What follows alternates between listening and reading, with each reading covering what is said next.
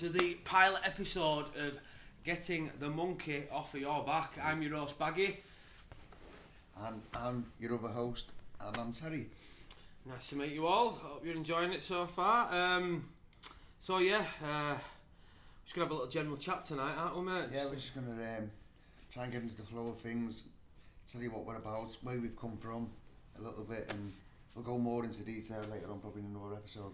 Yeah, well, like a little pilot one now, aren't we? Is that right? Yeah, exactly, yeah, man. Just a little tester, a little get to know, bit of tit for tat between us two, you know. We'll go for you first, mate, if you want, mate. Tell us a bit about yourself, Terry. Well, I was brought up in the early 70s on the Wirral, which is known as Birkenhead, and it was very hard. I had 4 sisters. One passed away when she was a baby. She fell down the stairs, died, and then my mother turned into a raging alcoholic, which is expected, I suppose. Yeah, with trauma as that, you know. Yeah. It's a coping mechanism, isn't it, as we know. Yeah. And then subsequently, us other kids, my other, so it was Lynn, Sharon, Michelle, Caroline passed away, and myself, so 5 of us. My mum was with, I never ever met my real dad, ever. He was a Scouser, he was from Waversley, he was a bus driver, but he was a bit of a boy, you know, one of them gigolo and just cheat on my mum. Bit of a ladies' man. Ladies' man, yeah. And I do, I've got them traits. Yeah, and that only come about, we'll talk about that in a bit later on, but I said, so yeah, we ended up in care. Ended up in the nunnery, which was really bad. I was very young. A lot of abuse went on there, you know, in the early 70s and 80s, you know, and I can speak about that stuff because it's happened to me. I'm open and honest about it. I've been abused, and if you can help someone else speak about it, then I'll talk about it. You know, I'd like to say I've dealt with it, but it always comes up. Yeah. You know, in the back of your mind. So so I went in and out the care system. My mum tried to rob it back from social services out of kids' homes, and I was moved from pillar to post. I was thinking, what's going on? You know, I was very young. I was like, they call it ADHD now, but I was a little tear away, to be honest, because I didn't know anything else. I was on my own a lot. I was locked in the bedroom, beatings, dog sets on me. It was rough. Sounds it, man. You know, I've got my life story now. I read it. I'm going to be published, and it was horrendous. But do you know what?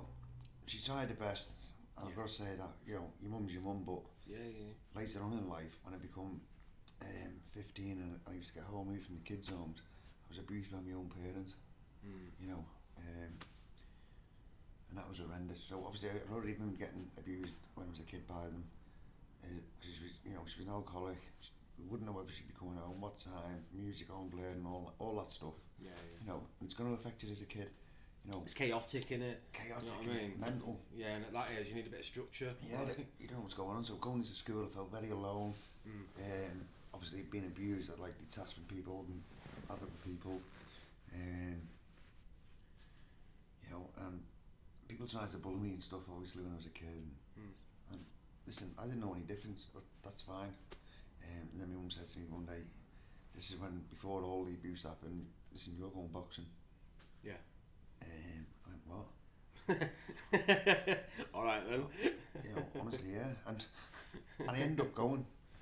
And I had a few fights and trained hard, and I loved it.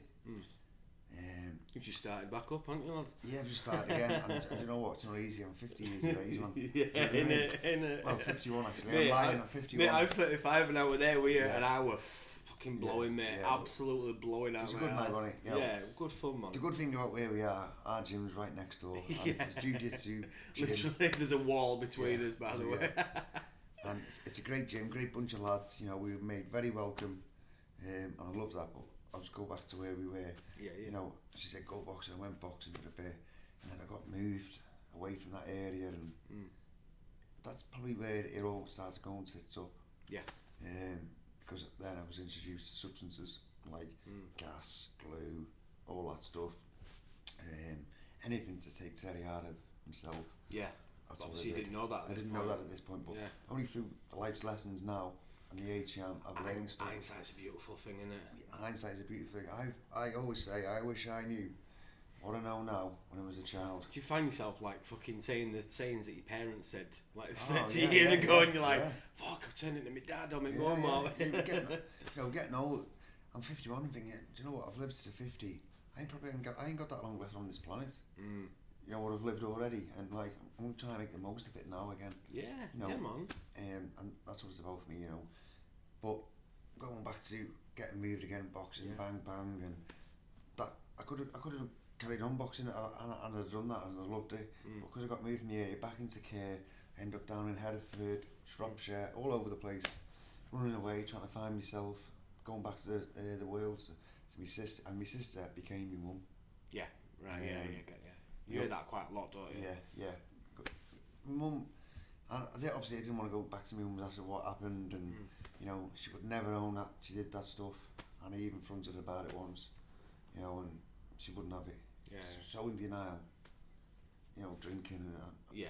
the way she treats us. We've both been in those places where we've kind of blocked stuff out, haven't we? Yeah.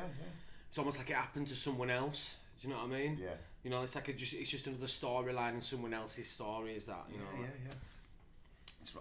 You're right. It's like you think, oh, it's not you, it's someone else. You know. Well, you detach your emotions from it, so then it's not real. Then Yeah. You're detaching your mind from your body. So not your body, your heart. Yeah. You know, like so. You know, feelings. I don't deal with feelings very well. No. As being, which we'll talk about, and why I don't. And why we take substances to try and get rid of them feelings. Yeah. Because that's what I did for a long time. So obviously, I grew up and then I got into the cannabis and I loved it. I went to the rave scene, loved it. And all were good for a while. Oh, it was mint. Yeah. My life was good. You know, I was 18. I was taking solvents. Obviously, stopped them at 18. I found cannabis, drink, trips, speed, the nightlife, ecstasy, all that. You know, early 89, 88, 90, 91. Shit, I was born 88. Yeah. Well, I was raving in nightclubs then. You know, I was living the dream. I thought I was. Yeah. You know. Yeah. But what I failed to see is I was grafting at that age. So my first ever offence I committed, well, I was 15, and that was in Ludlow, and I got arrested for robbing padlocks out of Woolworths. Padlocks. If you were a grafter, I would you not need the bolt cutters and not not the so padlocks? That's just how my mind was as a kid. Like, oh, I need them, bang. Yeah. And I got caught. Or impulse. Just That's bang. your ADHD then, isn't it? Yeah. Obviously, people might know now. Got ADHD. This is going to be a common theme. Common theme. Yeah. ADHD, OCD. But you know what? We're all right together. It's good. Yeah, man. Yeah. So then, obviously, the ecstasy and all that, and they had that Leah Betts story where she died from taking ecstasy, and there was a big stink about it. And so I'm too young to understand what sort of this is. So some girl, she died from taking ecstasy.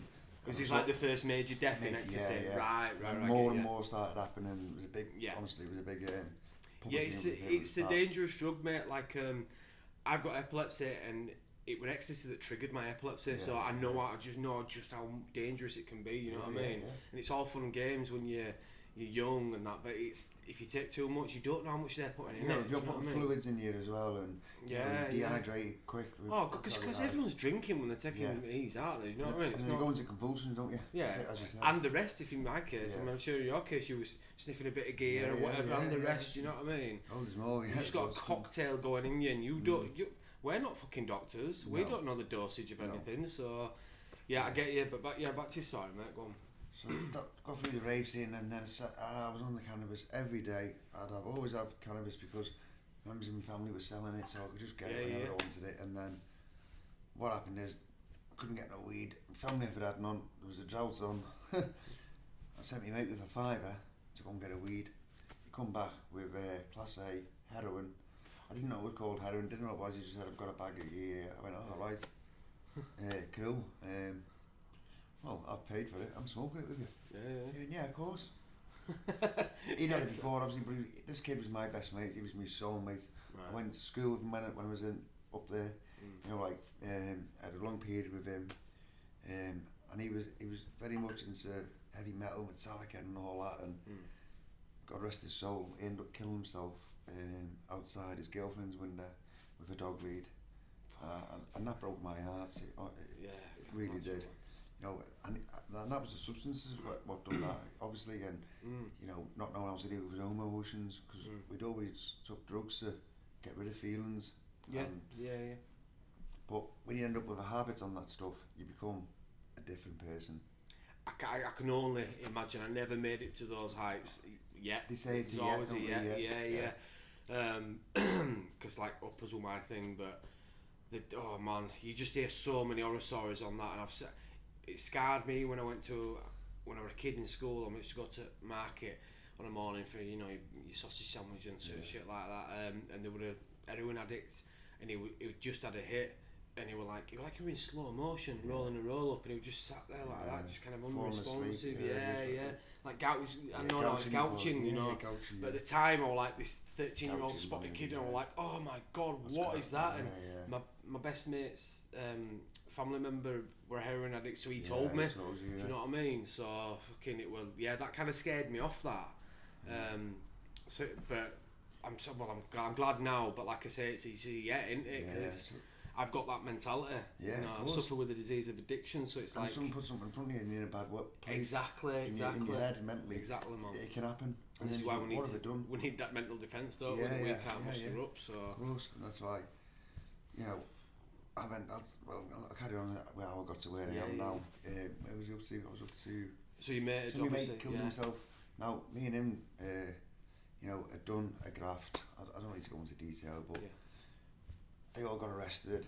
I got away. Next thing you know, my name got through in the act. It's him. So I ended up getting arrested anyway and getting charged with this job. And I ended up getting 2 years, 9 months. He never got anything, right? But when I was in prison, that's when he killed himself. Oh, fuck yeah. Right. So you're going to naturally associate guilt and shame with that, aren't you? Yeah, of course. 100%. So he killed himself. That was horrendous. I love the kids to death. You know, he taught me loads of life lessons, that kid. You know, like, because he'd been in care, he hadn't been in care, he'd been loved by a loving family, brother, mum, dad. And he showed me so much love. He always goes going in and he used to feed me, you know, stuff like that. Pals do, take me to his brothers, aren't you, man? His mum had a shop up in Market Street with Butties, cakes and all that, and just go and get what we want. Come out in the sun and man. You know what I mean? It was good times, that, but we started on the heroin together and just down it got messy. Yeah. But anyway, he killed himself. I gets out. I don't think he ever habits. I'm just using and using. And that's carried on in prison. I carried on in prison. But when I first went to prison, the first time I got that sentence, that was the first time I ever went to prison. I think I was 18 at the time, and I ended up in Hindley and Wigan. And I'll tell you what, I went in that cage. They lock you up in a cage. Right.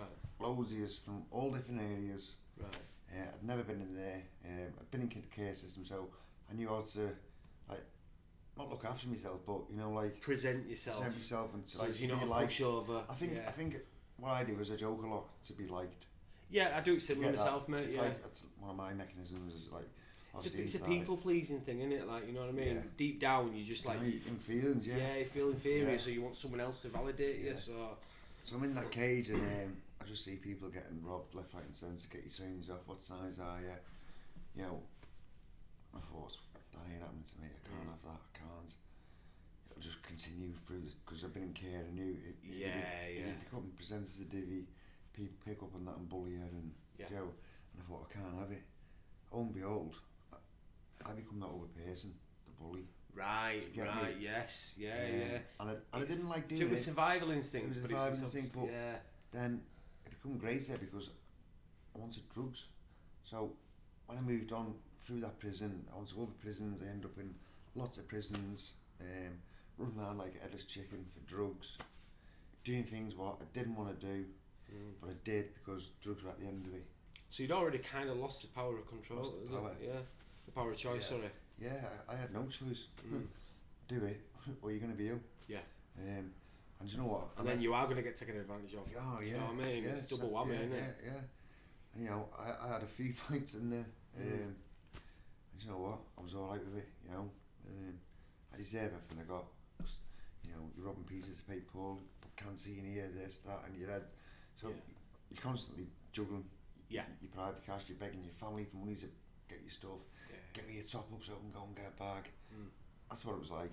Go and slash him and get that. Do you get what I mean? Go and fucking batter in. Heavy stuff, that one. And that stuff went on. Honestly, it was horrendous. And there was some kids in there who were very dangerous people, you know. Well, you're in prison, man, you know what I mean? You know, I don't know if it's fucking name. And I don't want to, you know, I don't want to tarnish their name. You know, some of them aren't here today. Some of them are passed away. And a good kid from Liverpool, and he was like that. He was like a rake, right? And he was one of the most dangerous hitmen I had met in prison. And as a kid who does podcasts, who I know very well, Billy Moore, a good kid, boxer. He's got the All or Nothing podcast with Billy Moore.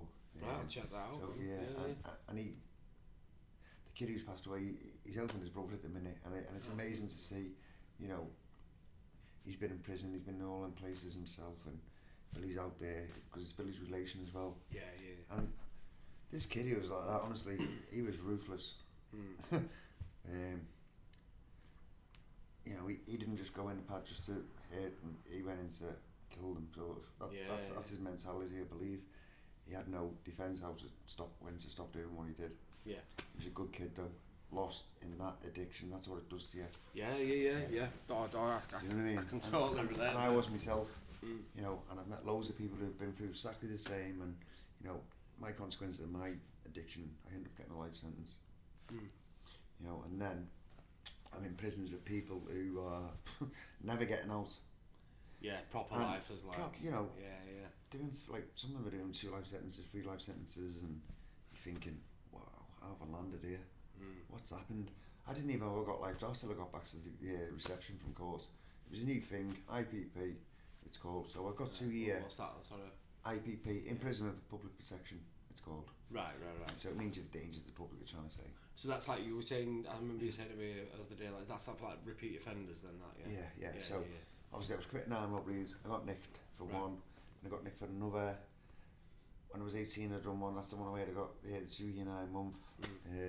So that's similar to what they've got in America, isn't it? That, 3 strikes and you're out. Yeah, the 3 strike thing. Yeah. Very similar.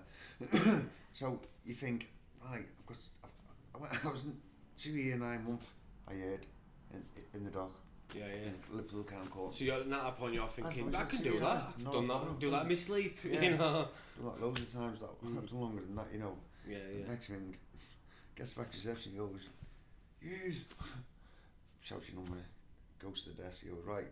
What happened to you today? I went, I got to 9 month. Buzzing. He went, no, you haven't. Your life's off. I went, what do you mean? He went, look, 99 years. I went, 99 years. What are you on about? I said, there's no such. Why would I get? I haven't killed anyone. I can only imagine what we're going through your head at that point. Yeah, right? I was like, you've got the wrong paperwork, clearly. yeah. There's a definite typo there, mate. Yeah, I was going, this ain't right. And I was really. He went, do you want to see a doctor? I went, of course I do. Yeah. Only so we could get drugs off him. Say, oh man, yes, fuck boss. Do you know what I mean? Yeah. Straight away, yeah. I jumped on that. That's straight away. It's interesting how your mind goes to the angle. Yeah. There's always a fucking angle in there. Do you know what I mean? Yeah. Like what? There's a new situation coming across your path, and you're like, I could get something out of that. Yeah. So you're lifed off. Your family's not going to see you unless they come up on a visit. And all you when he says doctor, you think, doom, medication, drugs. Yeah. And my head went, yeah, I need to see a doctor. Prescription grade, motherfucker. When he told me, and then I was sat there in there and I thought, life. You know, me, I was thinking, life. Yeah. Does that mean he can keep me forever? Does it really mean that, or are you just saying it? Well, over here, in 15 years, life. No, it can be 30, depends what your rec is. You can get 25 years. You can get whatever rec they give you. Right. You know, like now, that's good behaviour, isn't it? Yeah. People now can do 40 recs and that. It's crazy. It's getting like America. Yeah. And now there's a big stink about that sentence, IPP. Like, they found out it's not inhumane. It's mental torture. It's like hostage taking. People don't know when they're getting out, when their parole hearings are, anything, and it's been banned. It's gone. It's gone now, yeah. But I'm still under the strains of that sentence. I'm still on IPP license. I'm still on license for the rest of my life. So is that like probation kind of thing? Yeah, so I want to report to probation, let them know where I am. I want to go on holiday abroad, I've got to tell them. Anything I want to do, I need to tell them. Yeah. But it's been sacked. That sentence is, people are still in prison now on the sentence, but it's not. They don't do that sentence anymore. These guys should be let out. Some of them have been like a year tariff and they're doing 17, 18, 19 years. You know, rather than waiting to get out, you know, do this course and they can't get to the prison to do that course. Right. So really what they do is, and then they psychologically analyse you know. And obviously they're going fucking nuts. Yeah, and it's just torture, isn't it? Torturing us. That's what they did. So my salary was 2.9. I did 12.5 years.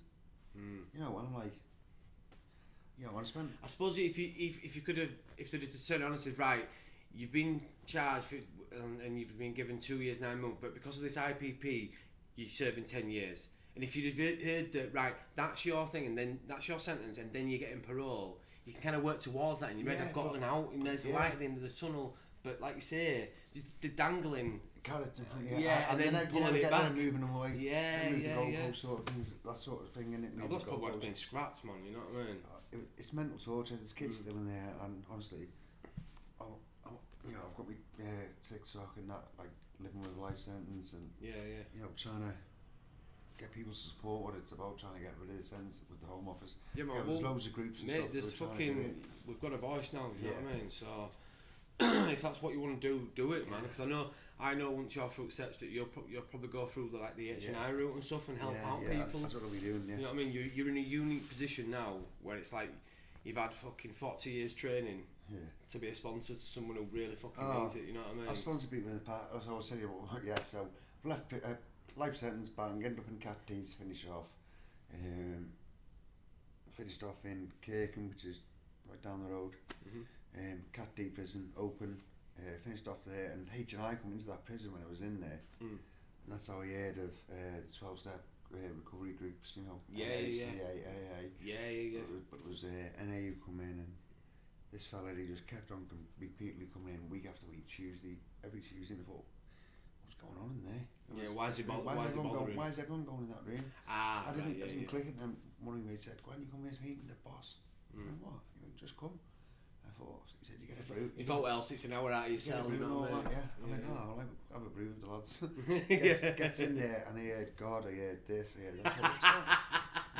I'm in a prayer group. We've all been there, mate. I thought I was in a prayer group or something. You know, are these real? Is this real? I thought, nah. But at that time, I was on substances, I was on methadone in that prison.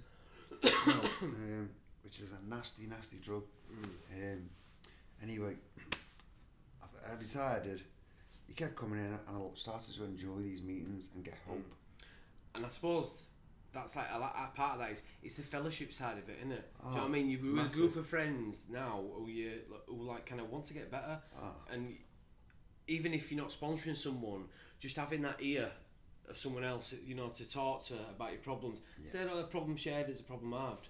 You know, like, and that's the beauty of it. You're not on your own. You know what I mean? Like, you sat in your cell, you're on a methadone, and then all of a sudden, for an hour a week or every hour every 2 weeks, whenever it was, you're getting a bit of connection. That meeting was my life. I'll tell you why. The prison staff has let me to go out to a meeting on a Monday night. Even though I was a life prisoner, I ended up getting a licence from the Cat D, because you could get home leaves and stuff once you've been there so long. And right. Try to integrate you back into society, basically. Yeah, well, that's what it's meant to be. Yeah. So they let me go to this meeting on a Monday night in St Anne's. It was my first ever meeting. It's got to be now 17 years since NA's been coming to me in prison, and I've had the message, and decided, right, I'm going to go to this 12-step rehab down the road. It was called Peer Points. Right. Very strict.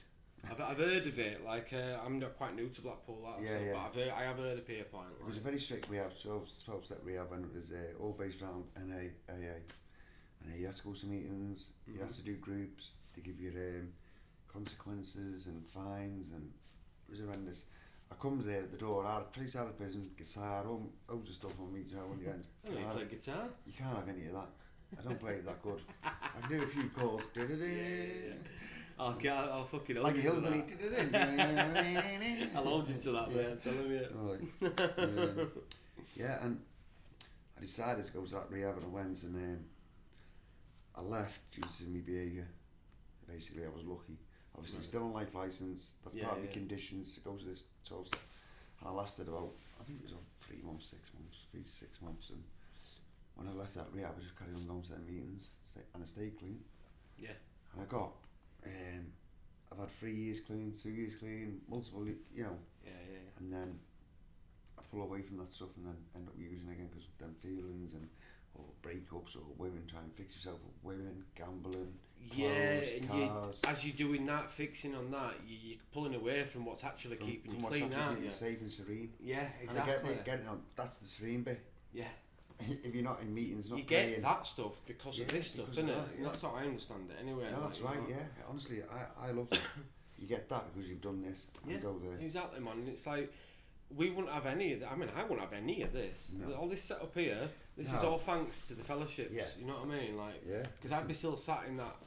Well, obviously we'll get to my part, but I'm still sat in an house with no electric, no gas, no hot water. I literally had a fucking. I was tapping into my next door neighbour's outside plug because our mates were I had a fucking extension reel with 4 plugs on it. I had my phone charger, my TV, my Xbox and a lamp. And if I wanted a brew, I'd take the lamp out and make a cup of tea in dark. I've been there. You know what I mean? I've lived in some dark, mate, honestly, it's exactly the same, desperation, like... But you get used to it. Yeah, it becomes the norm. Yeah, it's fucking I had a flat mental. up there, it was a 1-bed flat, it was in the basement of this block of flats. They're all using in the block. Yeah. It's like something out of, I don't know, it was heavy. We were using lots of drugs in there and it was horrible. It was just like, on your own, isolated, don't want to talk to anyone, just want your drugs, get out, hood up, all that stuff like that, walking all that, you know, not letting anyone see you. Yeah. Misery and pain. Yeah, oh God, you know, and those, you know, I haven't spoken all of my life story, I've just gone basically over just a bit of a brief, well, this is what we're doing, and you know, like it's just a kind of a bit of a welcome, you know, so we can always, we've got as long as we need to fucking, to go back and touch up on things. You know, I've lost 2 girlfriends who've died while I've been in active addiction. Like overdose and One shit. overdosed, right next to me, and another one. So I'll even say the name. I'm going to say the second name. I'll say the first name. Not obvious, but I don't want people thinking. So one was called Louise, and one was called Nikki. And Louise died of an overdose of methadone and injecting heroin. That was torture because it happened right next to me. Do you get what I mean? Yeah. And then there's another one, Nikki. She died of a heart murmur, but we were using intravenously together. And she ended up in hospital. Like, it was crazy. So she, in the middle of the night, she started going, I'm in pain. I said, what's up? I thought something to do with the drugs she'd had.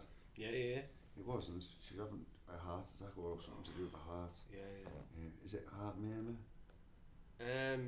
That's the irregular heartbeat what she had already. Yeah, probably that. Then something happened. So she's in hospital. I'm going to see her, taking drugs up to her because she's going to be withdrawing.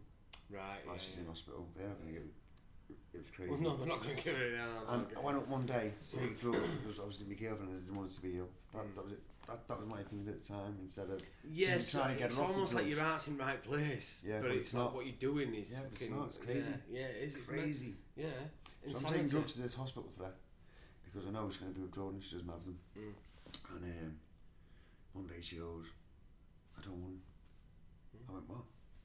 I was shocked. She went, I died last night and they brought me back to life. I went, what? It hit me and I thought, wow.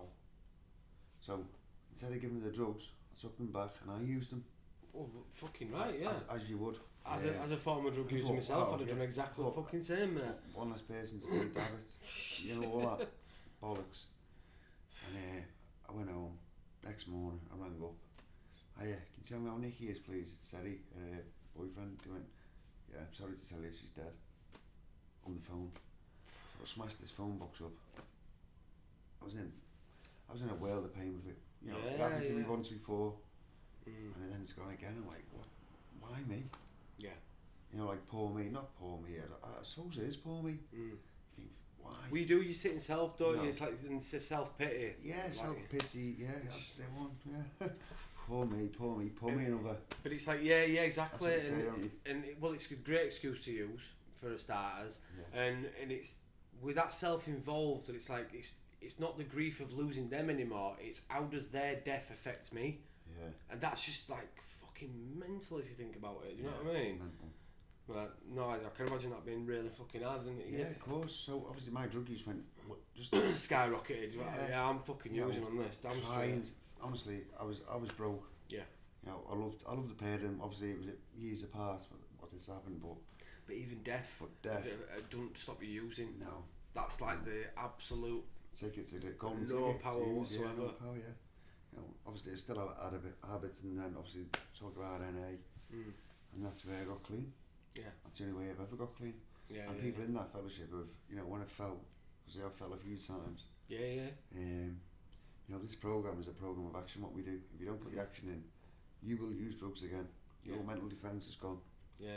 You know, it took me 17 years to start trying to nail it properly. You know, not take the piss with that stuff, because it's life or death, mate. There's times I thought, goes with me. Fuck, I'd rather drink my own piss than goes with me. That's how negative my head can get. You know, dangerous. If I don't talk to another human being and keep everything what I'm thinking to myself. An addict alone with his own head's in bad company. Yeah, I'm going to end up in a dark place. Yeah. Quick. And actually, perfect example, clean. No program.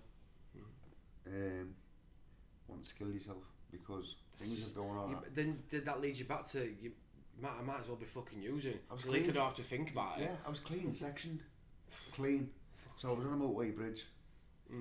I had everything: job, house, partner, baby, everything you could ever have. All the external stuff. Yeah, but none of the internal stuff. None of the internal stuff. We broke up. Me and my partner, we just had a baby, so we had a baby. We relapsed together with a baby. Oh, fuck. Could you imagine that? She was 6 months. Yeah, you put your own kids into that situation, don't you? And it's like... I didn't want I don't want my daughters brought up how I was. My child was horrendous. No one does, man. You know, you want the best for them, don't you? Of course you do, mate. Obviously. So, we got our shit together. We separated. She's got me baby now. Is that your daughter? That's what you met yesterday. Beautiful, absolute stunner, absolute stunner. So her name's Darcy Ray. But you stay away, guys. She's too young. No, she said to me yesterday, it was quite honestly, she said, Dad. I went, what, Darcy? She went, I want a boyfriend. Yeah. I went, no, you don't. Said, no, you don't. Darcy. She's too young. She went, I do, Daddy, I do. So where she's got this, she wants a boyfriend from, you know. And she's got autism. She's got autism, your little girl. And we went to that light switch on, and it was magical. You know, yesterday was a light switch on in Blackpool. Yeah. And she had the time of like, that's the first concert or anything she ever been to. You know what I mean? And you got to be part of that. Yeah. Because she cleans that great, into it. You know what I mean? Yeah, through the grace of God, I'm clean. Do you know what I mean? And to be able to spend that quality time with her, you know what I mean? Yeah. Be able to feed her. She's young enough, mate, that she won't really remember any of that stuff earlier at all. So if you carry on the path that you're on now, do you know what I mean? Well, it's a beautiful thing. I used to always be in fear if my life wasn't planned out. Like, you know, if I didn't know where I was going. But today, like, I'm actually... Alright, just in the day. Yeah, and it's just... well, I used to live in the day in active addiction. Oh, yeah. Like... I couldn't think about everything was tomorrow's problem. Yeah, do you know what I mean? I saw that tomorrow. Yeah, I owe them £100. They'll get it tomorrow. Yeah. Lays on another 50. Any chance, please? Yeah. I promise you, I'll pay you. Fucking yeah. You get your money. Because my word means a hell of a lot. Yeah. And you go, I'll pay tomorrow, I promise you. Yeah. Alright, sound, you get it, and then you're like, I'm not paying him tomorrow. No, fuck that. Morning comes, you've got your money, you think, I'll go elsewhere. Yeah, oh I had a fucking handful of dealers, man, that I fucking used to just rotate around, and like say, we're going back to when you were juggling, what I used to do is I'd overlay on, and knowing that full well that I could only pay about 2/3 of what I owed, but then like pay each person 2/3 of what they owed them, you know, just so like if I pay him fully, I know he'll lay me on again, so he's definitely getting his money. Yeah. And that's how I used to live my life. It's just it's horrendous, isn't it? Yeah, man. Fuck me. I mean, Yeah, but you sat here today, mate. We're here today. You know what I mean? And it's a new beginning. It's a new beginning. We're going to do this podcast together. Yeah, man. You hear lots more stories. That was just basically a bit of my life and how unmanageable it was and what happened. Yeah. You know, probably why I used drugs. I can't say I was born an addict or I don't know that. You know yeah, I mean, I suppose that's open to interpretation, all that. And I mean, me personally, I don't think any of us are born addicts, but that's just my opinion. Yeah, do you know what I mean? Yeah, I get it. I believe some people think they were born. I believe we cross over. I mean, there's a lot of stuff in the big book, like of Alcoholics Anonymous, that like it's like my fucking Bible. Yeah, great book. It's like where you pass over like that invisible line. There's like there's people say that in the rooms, and it's like, and I agree with that. It's like you hit a point where you like we're almost, it's like we're susceptible to it, but we're not yet too far gone, and then you hit that point and then it's just too far. You've crossed that invisible line. That's what they say, like, and you don't even realise you've crossed it sometimes. Exactly. You know what I mean? Your behaviour and it's messy. Yeah, man. Well, thank you for sharing that, mate. Good to be with you, mate. Good to be on board, and we're gonna obviously get the monkey off the back. And that's what it's about, just having conversations with people. We're gonna bring people in who'll be sat there and they'll be able to tell their story, and you know what I mean. Yeah. Hopefully the viewers will like, share, comment, and get on board with us. And man. You know, you're very good at poetry. I'm just gonna bring that in. You're too kind, man. No, listen. No, you know, obviously. That's a gift of recovery, mate. Like I didn't know about that. I mean, should we go through mine now? If you want, yeah. So, I were born in Bradford, over in Yorkshire, and lived there till I was about 7-year-old, and then with my mum and dad, bless them, they did the best. You know, the working class people, hard working class people, love them to bits. My stepdad, my real dad, were an alcoholic, undiagnosed, but every kind of, you know, committee man, you know, cycling club, social club, kind of flitted in and out of my life, and so my stepdad won my dad. Do you know what I mean? But he was an overseas lorry driver. I had many stepdads. Oh fuck! I couldn't imagine that. Unless I had that stable stepdad. I mean, I've been with him today. He's come to see one of my performances. I fucking performances.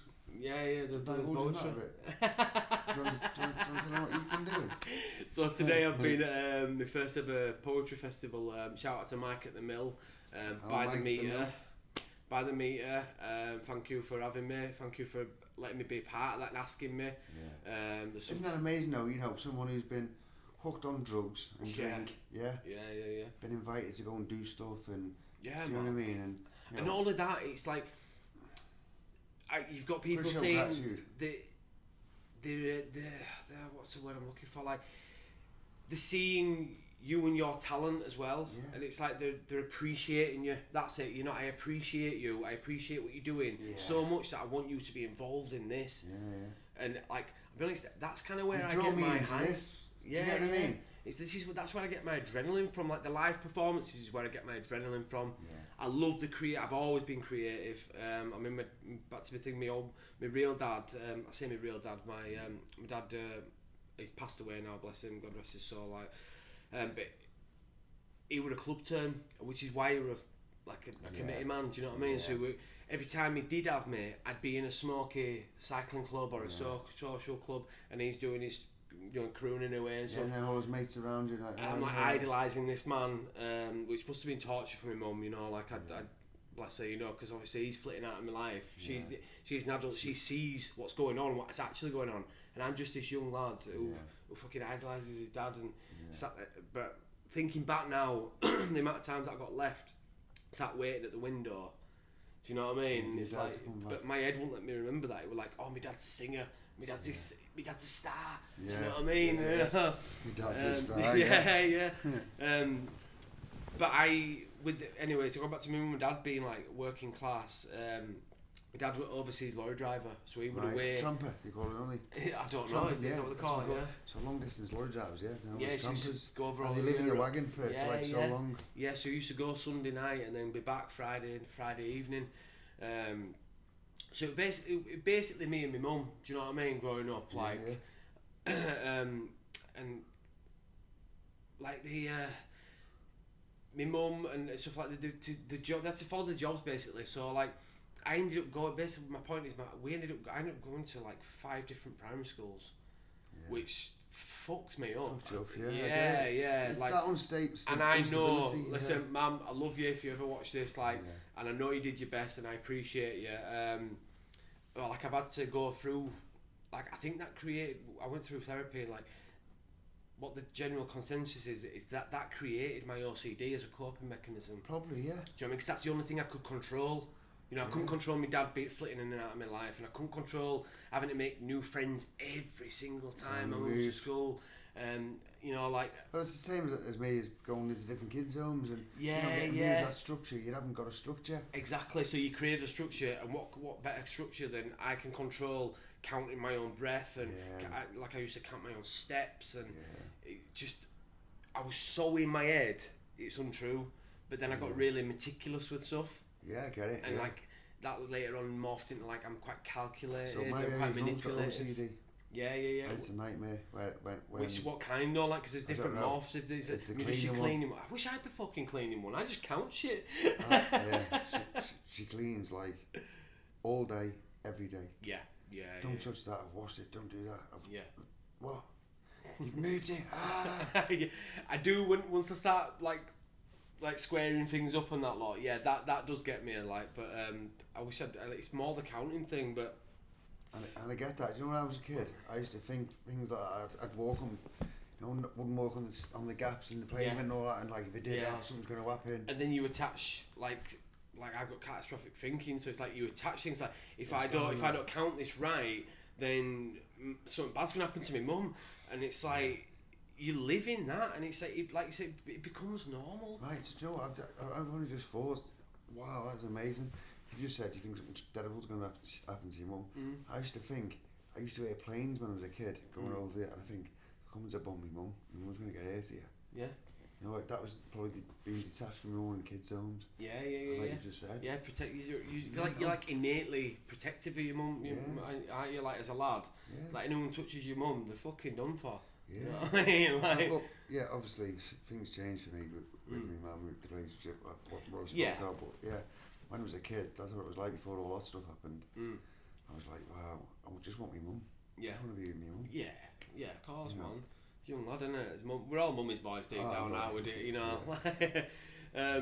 So yes, but when I was 7, my mum got a job in Leeds, which were quite good because, like, I love Bradford, like Bradford City, you know, like, and I'll dip back. I've got a lot of family there. I'll dip back in and out, but at the time, the tension for the race riots were building up. Oh yeah. So it kind of coincided nicely with, look, let's get my son out of this. I don't want, because like they were fucking burning cars, getting driven into coppers and all. Like the Asian community and the and the white Caribbean white. We saw everyone just fucking going at each other, man. I remember all the shops getting. I don't think it was racial tension. I don't think it was them against the police and all that. Was that about that time? I don't know. I just remember all the riots hearing, there in the shops and all that. And I just remember hearing like. I mean, I know of some of my family would tell me, my cousins and stuff would tell me like the fucking set a car on fire and put a brick on acceleration and just fucking drove it into a police barricade, and it's like fucking hell, yeah. Well, you had riots like that in Toxteth in Liverpool. Yeah, was that all at the same time that then, or was that? It was in the 80s that. Oh right, that wasn't then. No, this would have been like late 90s, maybe 2000 or something like that. I can't remember. Don't quote me. I do remember that a lot of the youth going mental. Yeah. Smashing shop windows. Yeah, bad stuff, man. Bad times, you know. But I'm glad I got out of that. Like looking back now, so I kind of thank my mum for that. Well, if you look at that stuff, you'd think it's like a war-torn country. Like fires in the middle of the street, tyres, cars upside down. Am I going to get killed here? There's no police, there's no control. No, they didn't have no control. They had no control over what was going on. And there's no systems in place. I suppose that brings fear in people as well, like fight or flight stuff, you know. Yeah, survival of the fittest, isn't it? You know, and we've all lived in those states, in various different forms. Yeah, different forms, yeah. So like, finally got to Leeds, to Cherwell, which is, if you don't know Leeds, there's a place called White Rose Centre, and there's Morley, and there's a big hill. Cherwell's just that big hill behind back of White Rose Centre. Yeah, it's Chirrell Hill, as they call it, Chirrell Hill. Chill on the hill. Chilling on Chirrell Hill. So I got to last year primary school there, and then moved up to high school, and that stayed consistent from there. Like and obviously then I started to make a group of friends. But by this point, I'd like created this OCD, and I needed a role for everything, and everything needed to be in its place. So what I found were, I won't quite see. This is me. This is what I used to do all the time. I used to disqualify myself as inferior as each thing. So I was a little bit athletic, but I wasn't athletic enough to be in the popular group. And then I was quite musical and creative, but I wasn't quite, to be with, quite enough to be with rockers. Do you reckon that's to do with your self-doubt and stuff? Yeah, because even my own dad don't love me. You know what I mean? Although I didn't think that, it was like, it's obviously, it takes its toll, doesn't it? Yeah. So, but as it goes, geographically, I lived near where all the lads in like rugby team and stuff. Yeah. Like, so after school, this was before like Facebook and Snapchat and stuff like that. I mean, we did towards the end of high school have, I remember it were Nokia 3110s and stuff like that, playing Snake on thing. But like none of that credit. It was like fucking £1.50 to send a text. Do you know what I mean? I remember when the very first cell phone came out, which is quite mad. Yeah, You had it in your car. It was like a house brick like that. Now then, lad, what's happening? You know what I mean? 2 hands like and you only have that phone if you graft it out of a posh car. Yeah. Now then. But yeah, so like geographically, like we were playing out together, because that's what kids used to do back in there.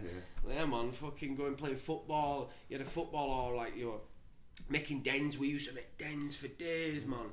There was just dens all over Cherwell. My mum went boxing den. That was for old. There were the heads, and there were the older heads. And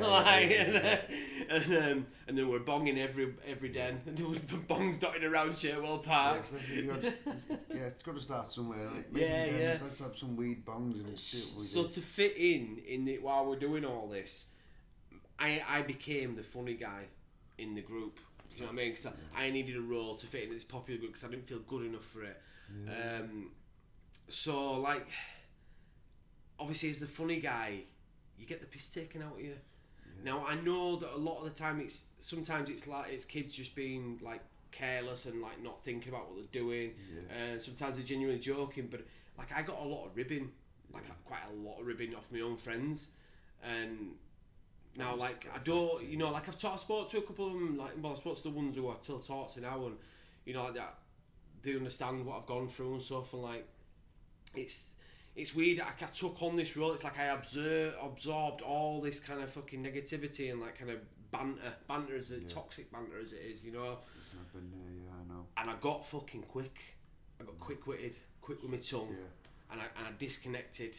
So you can say what you want to me, but I don't give a fuck what you say. I'm feeling it. Because I'm a zombie now. Do you know what I mean? I'm like, I've got my defences up. Fuck you. So I got through that. And interestingly enough, I wasn't really taking drugs at school because I was too fucking scared.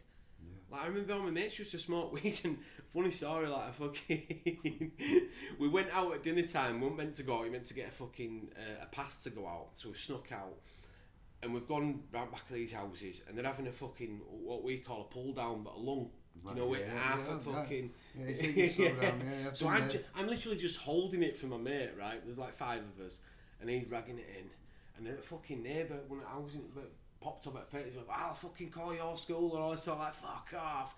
Anyways, gets collared back in, and everyone had fucking said it with me. They were like, you bastards. So I got suspended. Right, I ain't even an adult. So I'm like going home, Mum, I've been suspended for taking drugs. She was like, well, have you taken drugs? I'm like, no. So I'm like, right, I'm taking you to doctors for a drugs test. Now I had teenage acne, like really bad acne. So she took me for a drugs test, and then when obviously gone back in to go see the school teacher, and she's like, yeah, here's your fucking drugs test, he's come back clean. You've suspended him for fuck all. But this was a week later. It turns out, anyway, in that week that I got suspended, my uncle was driving my auntie had just moved down to the south coast of Spain, and I ended up going with my uncle, driving in a tranny van down to Portsmouth, ferry over to Bilbao, and drove through the middle of Spain and back up in a week. It was a fucking brilliant experience. Come back with a tan. You know what I mean? But so that were my kind of non-drug career in school. But as I left school, I found out I was quite good at singing, and I got in a band. So I ended up going to music college for a year, and that's really when like the drinking came in. It's the culture, student, yeah. Drugs, I mean, drink. skint as fuck, right? Yeah, Getting me hair cut at Tony and Guy and drinking fucking Earl Grey tea at Starbucks like I'm some kind of superstar. Yeah. And got in a band, and now that's when, because I'd always been that, because I was a funny guy. I'd always been the friend. So that's girls weren't really a That's thing. what I used to do. Just try and be the funny guy. Defense mechanism, keep people away. Yeah. But like, Yeah. but from a distance. Yeah, exactly. Yeah. But you had the company you crave. Yeah.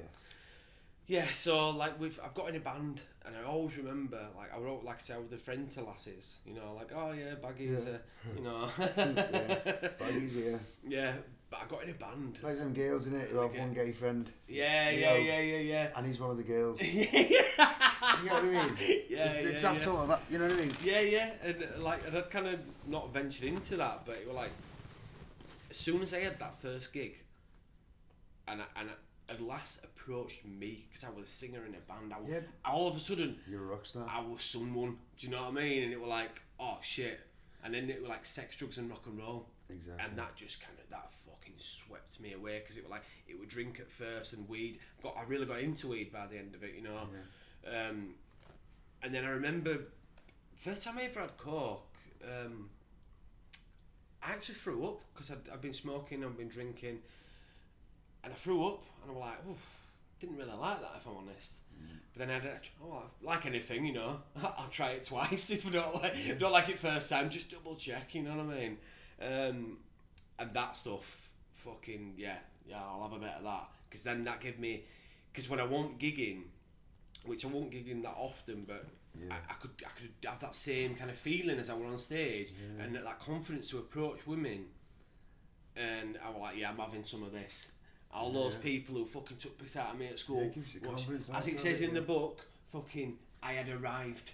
Do you know what I mean? It's like, this is fucking me. I remember that's it, like fucking old golden fleece from my fucking place of worship, you know, like, it's the ego, your ego is like fucking on fire with you. Yeah. Exactly.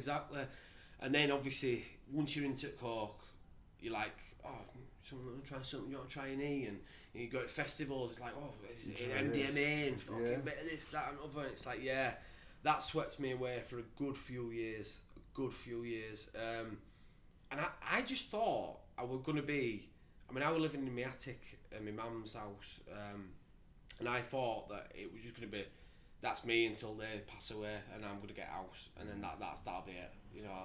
That's kind of like my mentality. I didn't even give it a second thought other than that, and it was like, I met my son's mum, and that kind of all changed then. It changed me. How many kids have you got? I've got two. I've got two, yeah. So I've got a little two girl. as well, yeah, I've got a little girl and a little boy. I say a little girl, she's I call her the medium-sized child now. Right, she's medium-sized. 12. Yeah, 12. She's 12, yeah. Oh, yeah. Love her bits, but teenager, wow, it's a new experience, man. They don't say, like they say, it don't get easy. It just, I mean, it just gets different. Yeah, well, I just said that I've got two. Well, really, my baby has got a sister as well. Yeah. So I've sort of like ended up with being here like a stepdad's figure to her, you know, trying to. She hasn't got a figure in life, and I see to her. She's a great kid. Yeah. But she's got some trauma. Yeah. I'm not going to discuss with it. It's not my business. No. She's gone through hell and back. Do you know what I mean? Yeah. As a kid. Yeah. She's 18 now. Well, I mean, I think all of us, like, as kids, have gone through quite a lot with us. Yeah. You know, like, and I just like, thank God that my daughter's in my life right now. Yeah. So I'm working on, my son will come back in my life when it's meant to happen. Yeah. In God's time. Yeah. Like, but it is something obviously that I massively want. Yeah, of course. You know what I mean? When I met his mum, it changed. Like, it was like, but I fucking absolutely broke that woman. Do you know what I mean? And I'd like, obviously I'm going to make my amends when I do speak to her and stuff like that. So I wasn't too much into it, but like, I couldn't. I'd been this kind of single man out with the lads lifestyle every weekend. But you with someone. But then all of a sudden I was with somebody, and it was like, she was a proper woman. Do you know what I mean? She's a teacher, you know, like she's got her own place, and I'm like, I'm going round there constantly because I loved spending time with her, and it was like, you know, you knew you'd found something, but I just couldn't stop missing using and doing fucked up stuff when I use. You know what I mean? With the cheating and everything else that goes with it. There's the manipulation, the lying, basically just absolutely fucking disrespecting. Do you know what I mean? I've just been. That's what happened. That's why I broke up with my baby's mum. Yeah. All them behaviours. Yeah. And you can't blame them, man. And you know what? And it's so it's like, I don't know what they call it, gaslighting or whatever they call it, where you know, it's them who's the problem, not you. Yeah. You blame them for your problems. Yeah. It's horrendous. It's a woman. Exactly. Yeah, man. Yeah. But fucking. But that's what drugs and that does to you. And you can do that clean and all that stuff if you're not doing. But also, like, that's the path that I've needed to take, because it's like, I got, obviously it all unravelled. She's not fucking. She wasn't one of the usual fucking idiots that I used to fucking.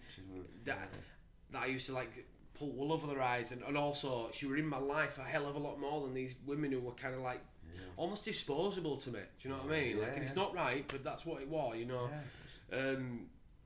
So when it did, she was like, look, I mean, I've obviously been like, look, I'll do all to keep this, and you know, like, 'cause I realised then that's the twisted thing. The moment I got caught and seen how broken she was, that's the moment I realised I was in love with her. And I'm like, wow, that's some fucked up stuff, you know what I mean? So I've said, I'll do all to save this relationship, you know what I mean? And she says, you need to get help, you need to do and one of them would get help.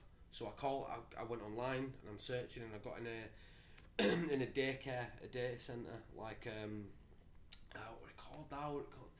Spacious Places, I think, in Leeds. I don't know if it's still going or not, but thank you to them. They've obviously, like, you used to go half a day for 3 days a week or something like that, but they're like conditional. You've got to go to a fellowship meeting, and obviously there's other people in there. Now I'm new to all this, you know what I mean? And I actually took my ex with me to my first ever meeting, and it was an NA meeting in Leeds, and I'm actually going there next week, which is quite poetic. I quite like that. If you fucking yeah, man, it's fucking beautiful place, man. Headingley meeting on a Friday night. I've been to Hebden Bridge meeting, Halifax. Yeah, I've been to Halifax. Yeah. I've done them. Yeah, man, it's fucking lovely meetings over there. I'll be honest with you. I've been to a few. My pal goes every Tuesday. I was taking service on there. He used to drive me over and going over the hill. Yeah, lovely. It's a lovely drive, isn't it? Like, to and from Yorkshire, Lancashire, like. You only appreciate that stuff because you're clean. You don't see that stuff. You've got the blinkers on, yeah. One-way ticket to school. Fucking time, like, fucking, it's going to be gone for fuck's sake. I'm looking at the watch, I've even got to watch when I'm using that's the reality. Fucking, it is. All my gear ends up in crack converters. That's how my using goes. Fucking right, man. And it doesn't take me long. Oh, tell me, first thing that ain't gonna gone is that fucking PC, man. Yeah. Do you know what I mean? I'll get money for that. Go on. 100%, mate. But yeah, so I got in fellowships, and I actually got, I think I got 18 months clean. Wow. Through the rooms and the work, a couple of relapses on the way to that, but we got there, and she stayed with me, bless her, and we built this life up, and then I got custody of my daughter, and it kind of, I don't know, it was just, I think I'd already tarnished. Well, I know I'd already fucking. Her trust were broken, and you know. So I don't think. I know she wanted that's to. Broken, that's the end of the relationship. Yeah, I think it is. Yeah. You know, we try and stay in for the baby and kids. I was fucking so desperate because we had his own son at the end of it, and it was just like I think we were both desperate to keep it because I mean, I've shown you the picture today, and it's like I had this beautiful family unit. That my original point, mate. Fucking. I thought I was going to be this single guy for the rest of my life, and all of a sudden I've got a fiance, we've got a mortgage, I've got my 2 kids living with me, I've got my own plastering company, and I was like, and I was loving it, man. I was dad. Again, I was somebody. I'm always craving. People look at how he's got 2 kids, what a dad he is. Yeah. All ego building, and what I will say is, even though I did get in the rooms and I got clean, you've got to do it for yourself, and I wasn't doing it for myself. I got in those rooms for her. You know what I mean? So the moment came when I took on sponsees, and I'm doing service, I'm fucking meeting with my sponsees, I'm doing this, that and the other unit days, blah blah blah blah blah, all ego building again, just slowly topping up. And she turned around, she was like, I mean, this will be inconsequential to her. Oh, right, yeah. But to me, this is that massive turning point in my life. It's mad. She says, I'm going to go meet a sponsee. Oh, no, he rang me up at 9 o'clock at night. And I'd been waiting for a call from him. He's like, can you come and see me now to do some step work? And I was like, me's full of resentment. I'm like, you're taking the fucking piss, man. Yeah. And she's then turned around and she goes, you're doing too much. Your kids should come first. And I'm like, do you know what? My addict's just gone, fucking right, I'm having that. Yeah, you're right. Kids do come first. But what I'm saying is, like, fucking... Just 1 second. There we go. But what I failed to remember were... Yeah, for a normal person who don't suffer with this disease of addiction... Kids do come first. So you come first. Yeah, and it's like... And if I want to stay clean and have my kids in my life and have a beautiful partner and a beautiful house, then my recovery needs to come first. And then the rest will fall into place. Most definitely, Paul. So I didn't get the balance right. So I stopped. I dropped my sponsees, and then the unravelling came then, and pulling on this thread. I'm like, I'm not going to that meeting. I'm not going to that meeting. Oh, well, sponsor will be there. I'm not going there. Yeah. And it basically, I stepped away because I had all these strategies. She was my strategy. Fucking brilliant strategy. I recommend her. Like, do you know what I mean? And then I started social drinking. Family dues. How's that go? And brilliant. Yeah. So well that I did it again. Yeah. And again, and I was fine. I was cool. And I thought I've cracked this. Exactly. Thank you for the information fellowships. So a couple of years drinking as well. So that about another 6 months that lasted, and then the day came when the relationship ended. And then it took me all of 3 days. Because I got put up in an hotel because I had full custody of my daughter. Yeah. I got put up in an hotel, and it took me 3 days to get my mum to come over. She can't stay in this hotel, Mum. It's too cramped for her. Yeah. All knowing, well knowing. Yeah. And I'm sat there thinking, you want to use? Yeah, fucking right, one mate. Yeah, and I was like fucking. Within 3 days, I'll bang on sniff again because that was my go-to. Yeah. My drug of no choice, as they say. Do you know what I mean? The major one that's really fucking rocked me. And that led to... I ended up getting us a house, me and my daughter, through the system, you know. And I built it up. This is what I used to do. I used to build my life up just on matchsticks. And then smash it to pieces. So I got this house up. I ended up with a new build, 2-bed, new build, semi-detached house. Fucking beautiful in a nice little... place called Pontefract, but I got it to a point where it was just livable, and then I was like, right, my addiction just like took hold. Then I was regularly using. I was still working. I always worked from using. Yeah, some people like. But I wasn't worth a wank really thinking about it. Do you know what I mean? Your head knows when you're doing wrong, and you feel it, don't you? Yeah. Like you don't want to be doing it, but you do. You can't stop doing it. Yeah, and it then I got in that cycle. It was like. I went with my daughter, it was just me and her, so like I'm really fucking, I owe that girl a lot. She's gone through a lot because of me. Yeah. So like I'm glad I'm here today to actually be, I spent the day with her today, she come and see me perform. Like, but she went to go live with her mum for a bit, and the minute she left that door, wow. Wow, yeah mate, yeah, I won't pay it. For a good year, I just went downhill rapidly and I became an everyday user. Yeah, and I never thought I'd do that. You know what they say, once you've relapsed, you just go back to where you were at your lowest or worse. Yeah. And every time you relapse, and I get that, you know. I'd set the bar, like the justification was strong in me. Yeah. Do you know, like at first it were fucking, I'm still a dad. I've just had a breakup. And then I'm getting lower and lower and I'm like, well at least I'm still working. Yeah. And then it's like, you're not working and it's like, well, at least I'm not a smackhead. Do you know? Like, and it's like I'm getting lower and lower. And I ended up living in this fucking house. And like I said to you earlier on, I'm like, and I've got no electrics, I'm not paying my bills. And I've got no hot water because I'm not paying my bills. I've got no gas. And I'm daily using. And I'm barely like clinging on to jobs. And like I ended up living twice in my life I've lived next door to dealers. And I'm thinking to myself, now looking back, is like, is that coincidence or have they just seen me using that much to think I can make a fucking buck or two out of this lad? Do you know what I mean? Yeah, It's like, well, I mean, I can't fucking fault her for it, you know? opportunity, yeah. Yeah, exactly, man. Because I'm like, I'm getting it posted through fucking Letterboxd. It got to the point, right, there needs to be something done in this country because it was quicker for me to get a fucking bag of cocaine than it was to get a pint of milk, man.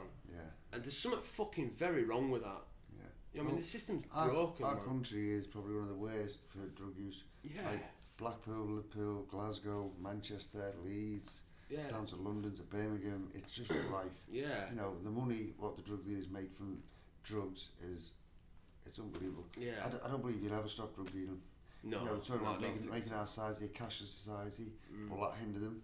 Maybe. Probably, but they'll find a way But out. There'll be a way around it. We're We always resourceful do. fuckers. We're resourceful. Yeah, You know, there'll be other cash apps and stuff. What will be going on? You know, passing money from there to there, and it'll be never ending. You Yeah, know what I yeah, mean? exactly. And that next generation, that's what my kids are gonna have to deal with Yeah, in life later on.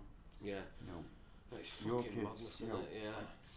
no way would you want your kids to be brought up how you ended up. Do you get what I'm saying? No, But, I want them to see my the life good. experience Yeah. and turn my defect into an asset.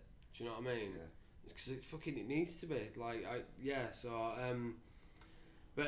so we got to I got to that point, and now I'm doing that juggling thing Yeah. where I'm owing money out left, right, and centre, and I'm getting in with more dangerous and more unpredictable characters. Yeah. Excuse me, my mate. The dealers and stuff. Yeah. obviously. And like the one that helped got me. I'll thank him now because like I owed this guy just £100, but he was an unpredictable character. Now Yeah, you what know would it be yourself, like? like as I do, right? I owe this guy £100. Now I've got 50 of it. If I've got 50, I've got no. Yeah. Do you know what I mean? And like So I don't know. do I tell them I've got 50 or I've got now? Yeah, One of exactly. And because I'd been in the fellowships before and had that previous experience, So so the conscience. I had that moment of fucking Clarity. clarity.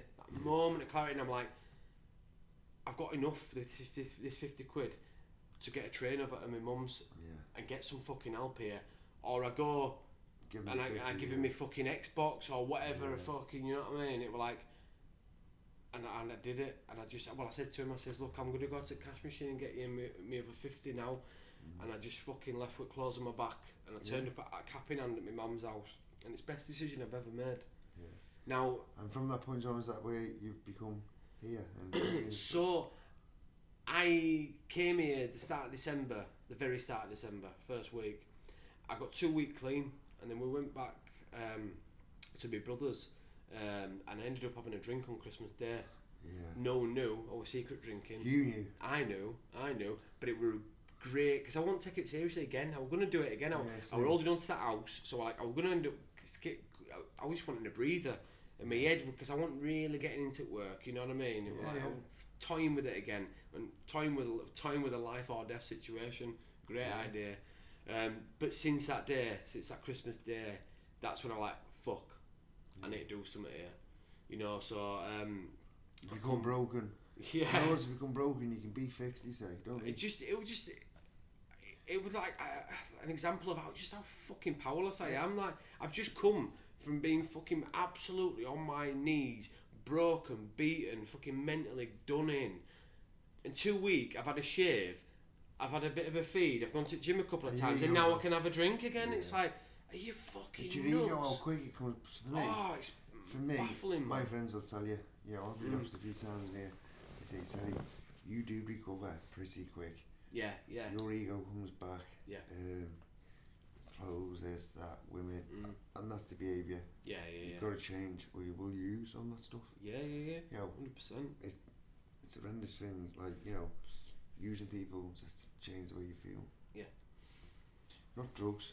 People. Yeah, exactly. It's that sex. I were on an online meeting the other day, and it's like the big topic were acceptance.